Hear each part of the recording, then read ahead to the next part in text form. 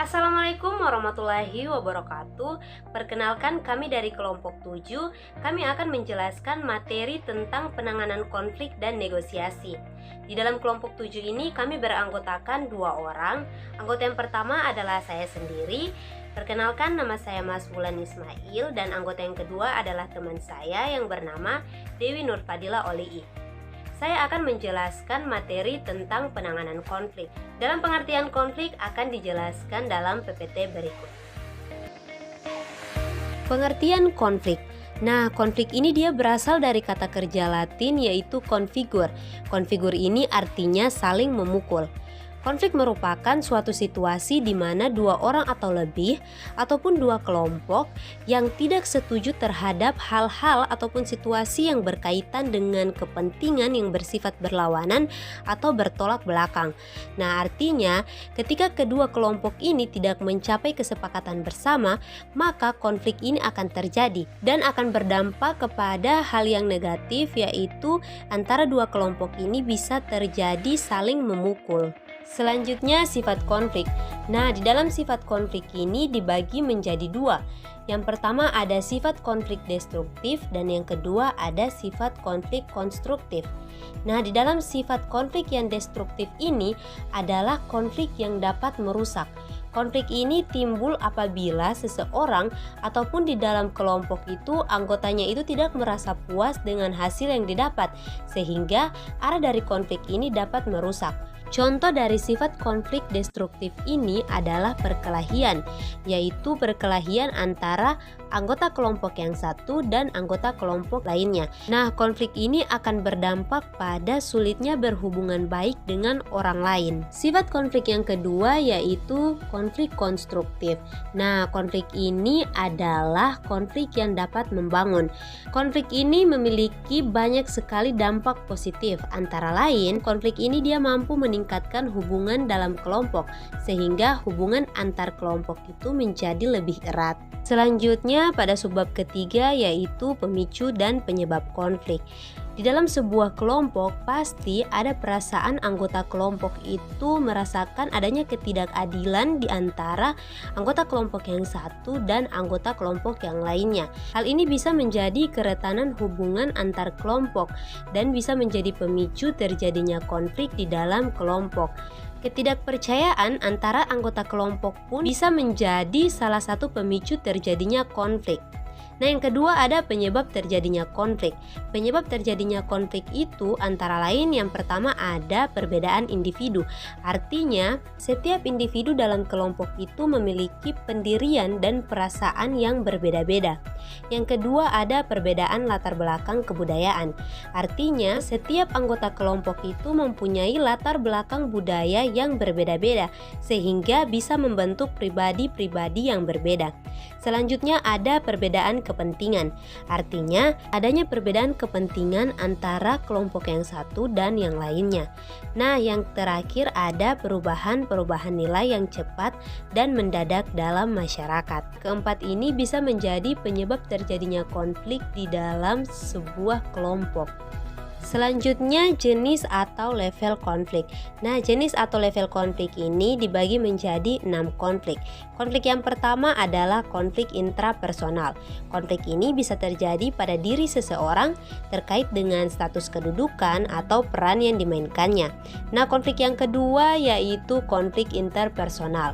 Konflik ini terjadi antar pribadi. Artinya, konflik ini terjadi antara dua orang atau lebih yang saling bertentangan satu dengan yang lainnya. Yang ketiga ada konflik intragrup. Nah, konflik ini terjadi di dalam kelompok, yaitu konflik antara anggota yang satu dengan anggota yang lain. Nah, yang keempat ada konflik intergrup. Konflik ini terjadi antara kelompok yang satu dan kelompok lainnya dan dapat terjadi di antara kelompok-kelompok dalam masyarakat. Konflik yang kelima yaitu konflik antar organisasi. Konflik ini terjadi di antara organisasi perusahaan yang satu dengan organisasi perusahaan lainnya.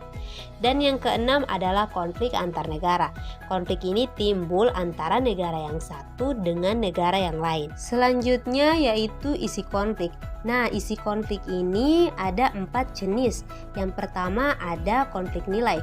Konflik nilai ini memiliki perbedaan nilai yang dianut masing-masing kelompok. Misalnya komunisme, fasisme, dan kapitalisme. Yang kedua ada konflik proses. Konflik ini terjadi ketika kelompok itu memiliki perbedaan untuk mencapai tujuan yang diinginkan. Yang ketiga ada konflik perbedaan yang dipersepsikan. Konflik ini dia terkait dengan emosi, perasaan, atau salah pengertian tentang hal-hal yang dijadikan sumber konflik. Yang keempat ada konflik hubungan antar manusia. Konflik ini adalah hubungan pertikaian kepribadian karena ego dan harga diri seseorang untuk mempertahankan atau memperjuangkan status dirinya. Konflik hubungan ini cenderung sulit untuk diatasi karena seringkali orang-orang yang berkonflik ini dia tidak mau mengakui kesalahannya dikarenakan untuk mempertahankan harga dirinya. Selanjutnya yaitu proses terjadinya konflik. Di dalam proses terjadinya konflik ini terdapat 5 fase proses konflik. Fase yang pertama itu adalah oposisi potensial atau ketidaksesuaian. Fase ini menjadi langkah awal dari proses konflik. Adalah adanya beberapa kondisi yang menciptakan berbagai peluang munculnya konflik, yaitu komunikasi. Contohnya di dalam sebuah kelompok itu, ketika kita mengomunikasikan pendapat ataupun saran kita kepada anggota kelompok yang lain, bisa terjadi miskomunikasi atau salah pengertian. Yang kedua ada struktur.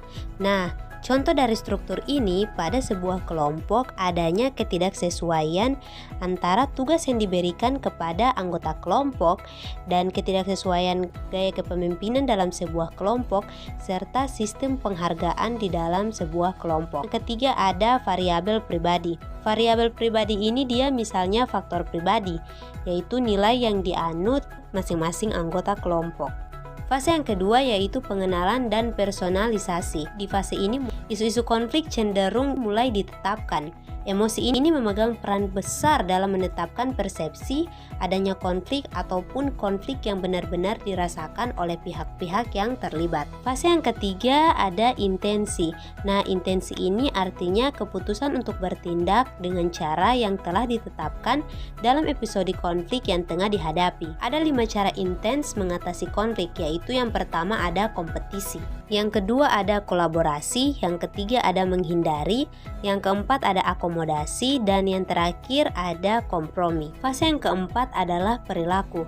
Nah, fase perilaku ini merupakan usaha nyata untuk mengimplementasikan intensi dari setiap pihak. Fase perilaku ini dia merupakan reaksi yang ditimbulkan oleh kelompok-kelompok yang sedang berkonflik. Fase ini disebut pula sebagai proses dinamika dari interaksi. Fase yang kelima yaitu fase hasil. Nah, hasil dari konflik yang terjadi di antara kelompok-kelompok yang terlibat ini dia bisa bersifat fungsional ataupun disfungsional. Selanjutnya yaitu hasil konflik.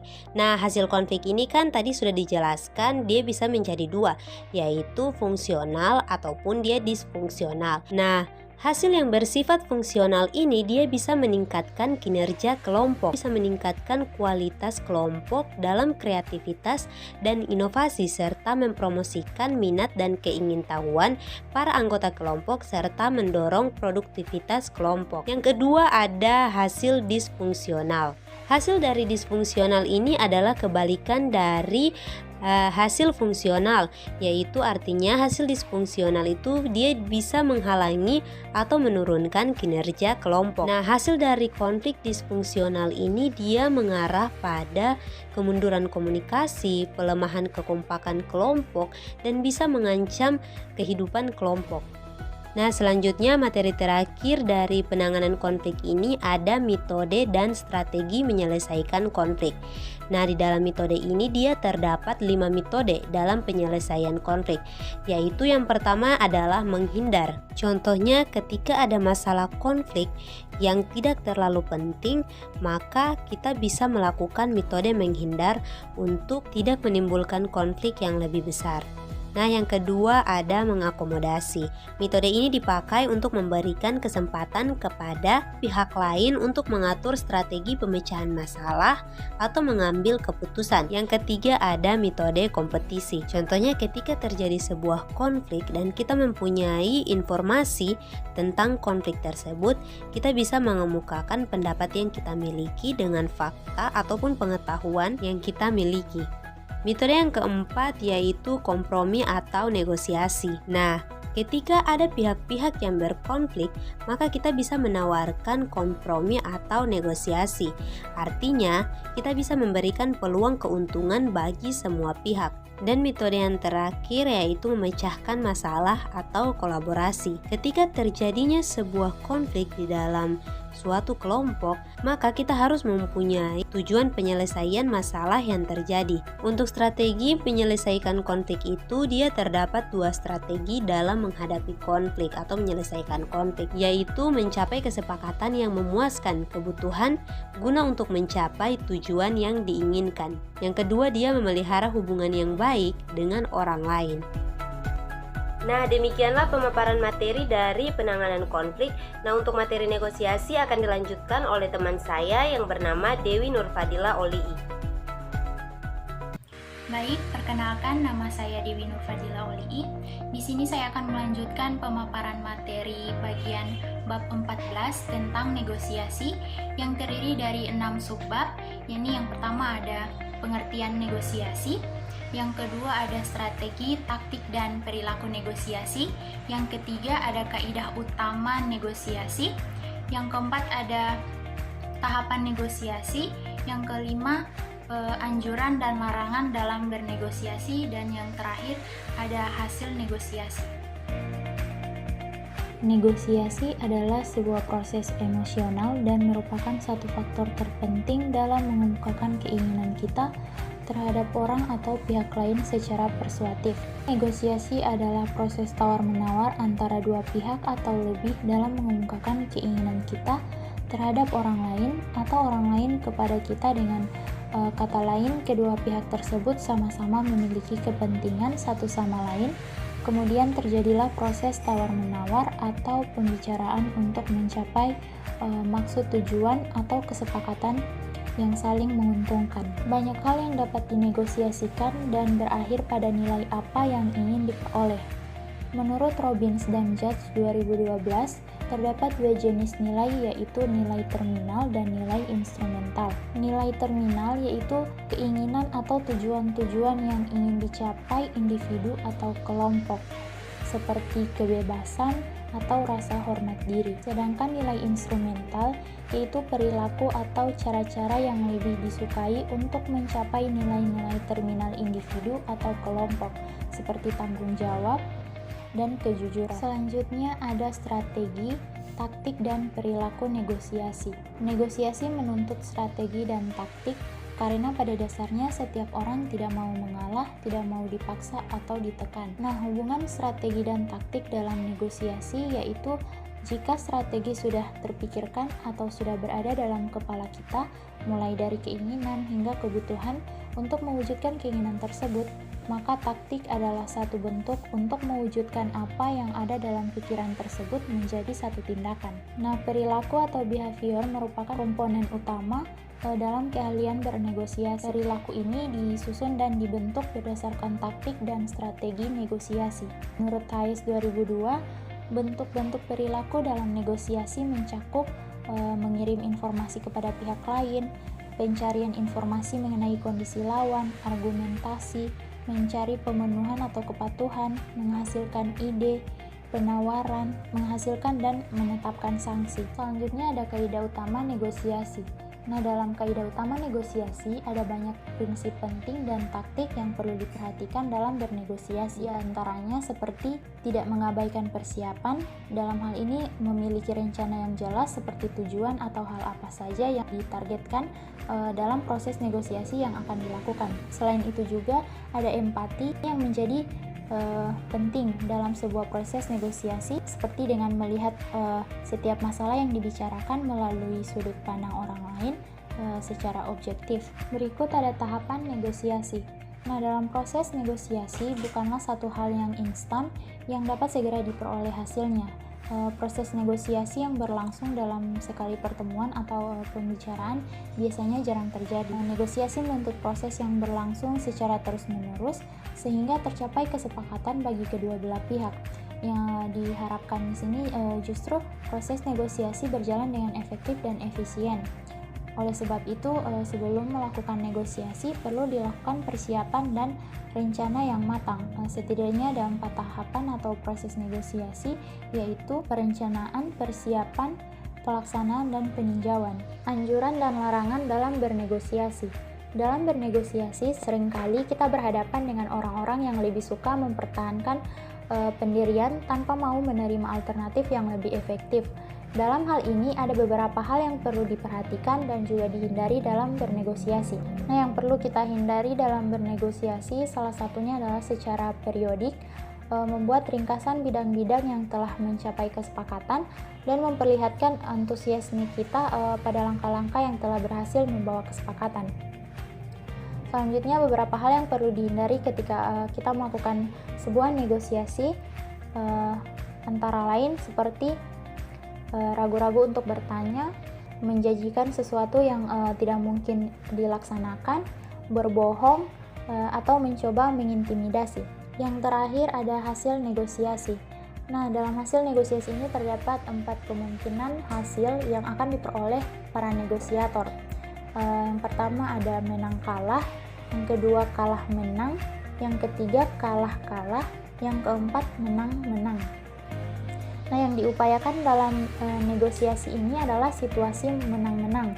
Ya, tujuannya adalah bukan untuk mengalahkan pihak lain atau menciptakan pertentangan, akan tetapi untuk mencapai sasaran pada tingkat yang dapat diterima oleh kedua belah pihak. Sekian pemaparan materi mengenai penanganan konflik dan negosiasi dari kelompok kami. Lebih dan kurangnya mohon maaf. Wassalamualaikum